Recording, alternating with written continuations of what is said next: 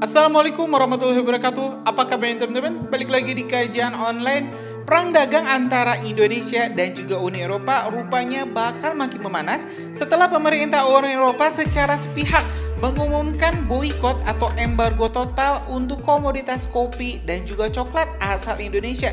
Tentu hal ini menambah kemarahan pemerintah Indonesia, khususnya Pak Prabowo, di mana pada April lalu, pemerintah Uni Eropa juga telah resmi mengembargo minyak sawit Indonesia atau CPO Indonesia, sehingga Indonesia tak bisa lagi mengirimkan CPO-nya atau minyak sawitnya ke Uni Eropa. Nah, teman-teman, dalam salah satu artikel di bisnis.com, Prabowo pun di sini protes dan mendesak Eropa buka ekspor untuk kopi dan coklat Indonesia. Bahkan dalam pernyataannya, Pak Prabowo menyebut bahwa Indonesia tidak segan-segan untuk memboikot balik produk-produk Uni Eropa jika Uni Eropa bersikeras untuk mendeklarasikan perang dagang dengan Indonesia. Nah teman-teman, sebelum kita panjang lebar membahas hal ini, kita mending langsung saja simak pernyataan Pak Prabowo biar semuanya bisa paham arah politik Indonesia dan kemana Pak Prabowo ingin mengarahkan Indonesia. Oke teman-teman, kita simak dulu pernyataan Pak Prabowo terkait hal ini. Kita ingin free trade, ya. Tapi we want not only free trade, we want fair trade. Kita minta perdagangan yang adil, ya. Kita buka pasar kita untuk produk-produk negara mereka, mereka juga harus buka dong.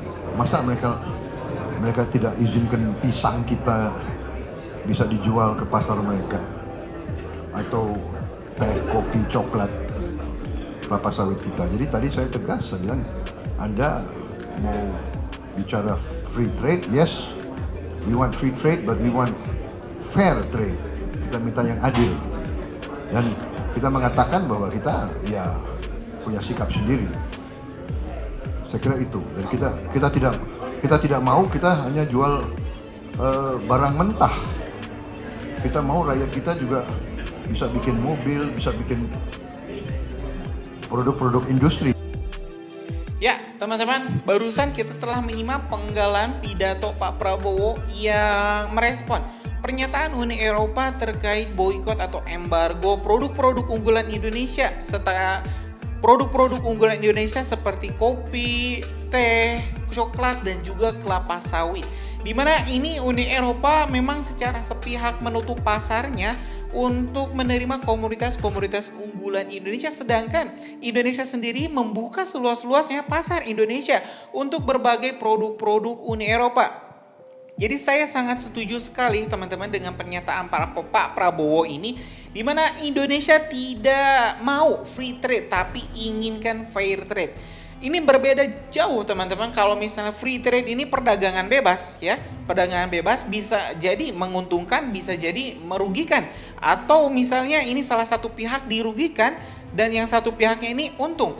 Nah, kalau fair trade di sini kedua belah pihak harus sama-sama menguntungkan, harus sama-sama untung atau ada benefit. Nah, kalau misalnya Uni Eropa masih bersikeras untuk menutup pasarnya, lalu untuk apa kita membuka pasar kita untuk Uni Eropa? Seperti itulah logika Pak Prabowo. Jadi ini memang pernyataan yang sangat-sangat tegas, sangat berani, di mana Pak Prabowo menyatakan ini di depan para dubes-dubes, para diplomat-diplomat Eropa yang hadir dalam acara CSIS Indonesia beberapa waktu yang lalu. Nah teman-teman, untuk melengkapi informasinya, saya juga telah menyiapkan ini informasi dari bisnis.com yang artikel yang berjudul Prabowo protes desak Eropa buka ekspor untuk kopi dan coklat Indonesia. Kita bakal cek. Capres terpilih Prabowo Subianto protes keras ke pasar Eropa yang tidak memberikan celah untuk ekspor kopi dari Indonesia, sehingga sulit dalam persaingan perdagangan bebas internasional. Padahal menurut Prabowo, Indonesia membuka pintu selebar-lebarnya untuk produk-produk dari Eropa agar bisa berjualan.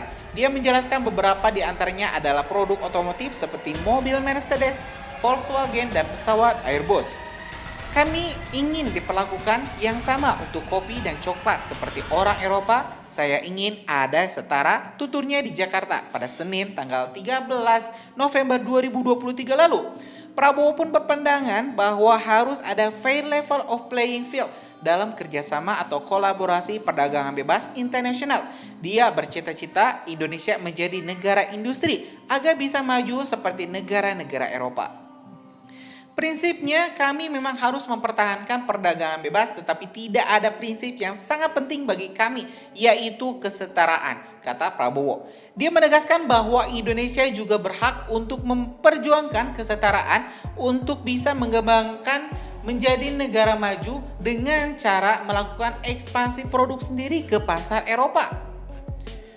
Nah teman-teman, jadi kita, kata Pak Prabowo, harus bisa memproduksi barang-barang industri. Ini adalah hak kami. Kami juga butuh kesempatan dan kesetaraan yang adil, ujarnya.